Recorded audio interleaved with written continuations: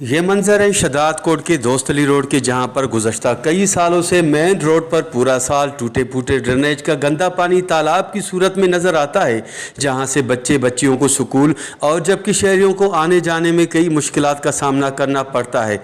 मगर इन सब तकालीफ का मुंतखब नुमाइंदों को खबर होने के बावजूद उनका बेखबर होकर चुप रहना समझ से बालातर है।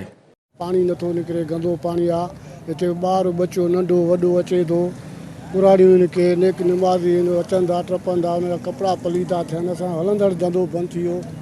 साईं DC साहब उहे 2-3 चकर नोटिस आया, सर जो पाणी आहे, सर जो हाणे गंदे नाले जो पाणी आहे।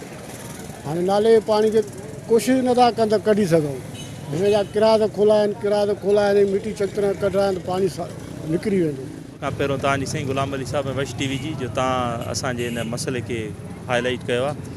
अदाए काफ़ी ॾींहंनि खां वठी, बल्कि मां चवंदुमि महीननि खां वठी असांजो नालो पाड़े जो सॼो बंदि लॻो पियो आहे। सॼे जो सॼो पाणी जेको आहे गटरनि जो रोडनि ते थो थिले। हाणे नंढा ॿार आहिनि जेके स्कूल वञनि था, या लेडीज़ आहे, या जेके निमाज़ी आहिनि, उहे वीचारा खे ॾाढी तकलीफ़ हद खां वधीक। सो असां इहो ई मुतालबो कंदासीं त महिरबानी करे हिन खे मसइले खे सीरियसली वठो।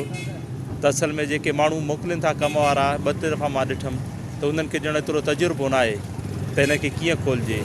उन हिन मसइले खे सीरियसली वठो ऐं असांजो महिरबानी करे मसइलो हल कराए। ॾाढी परेशानी आहे, तकलीफ़ आहे। तव्हां ॾिसो था पाण कारोबार बंदि लॻो पियो आहे। हाणे असांजे पासे में सर्विस स्टेशन आहे, इन मसइले जे करे इहा सर्विस स्टेशन बंदि थी वई। पर उहो सर्विस स्टेशन आहे त हाणे जो रोज़गार कीअं कनि वीचारा आहे। ड्रेनेज जो मसइलो आहे, सालनि खां हल नथो थिए, त पाणी काॾे वञे। हेठि इहा सर्विस ई असांजी हलंदड़ चाची सफ़दर शेख मरहम जी हलंदड़ सर्विस ने ड्रेनेज जे मसइले जे करे बंदि थी वई। सभु वीचारा बेरोज़गार थी विया। सॼो पाड़ो ख़राबु आहे, हिते मोले वारा ऑपरेशन लॻा पिया आहिनि।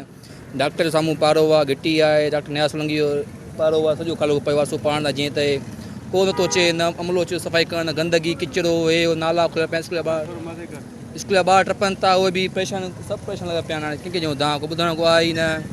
AC वठो, ऑफिस में वठो, DC वठो। जबकि इस मेन रोड पर शहर के मशहूर डॉक्टर न्याज अली सोलंकी की क्लिनिक समेत नेशनल बैंक की बिल्डिंग वाक़ होने के बायस बूढ़े पेंशनर्स और मरीजों को भी आते जाते कई परेशानियों का सामना करना पड़ रहा है।